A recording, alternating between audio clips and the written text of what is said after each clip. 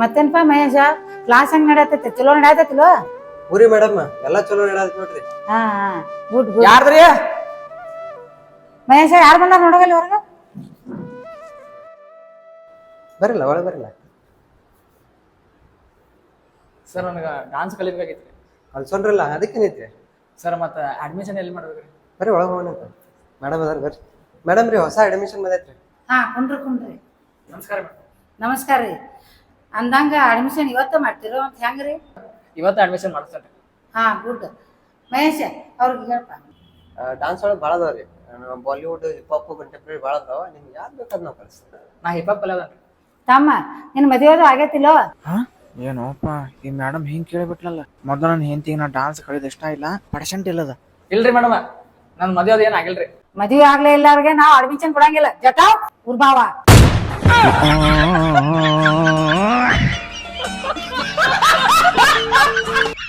Friends ನೀವೇನು ತಪ್ಪು ತಿಳ್ಕೊಬೇಡ್ರಿಪ್ಪ.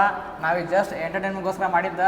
ಮತ್ತು ನಿಮಗೆ ಡಾನ್ಸ್ ಕಲಿಬೇಕಂತ ಆಸೆ ಇದ್ರೆ ನೀವು ಶಿವಾಜಿ ಗಾರ್ಡನ್ ಎದುರುಗಡೆ ಬರ್ರಿ. ಶಿವಾಜಿ ಗಾರ್ಡನ್ ಎದುರುಗಡೆ MK ಡಾನ್ಸ್ ಸ್ಟುಡಿಯೋ ಅಂತ ಐತಿ. ಸರ್ ಕಡೆ ಬರ್ರಿ, ಭೇಟಿ ಆಗ್ರಿ, ಜಾಯ್ನ್ ಆಗ್ರಿ.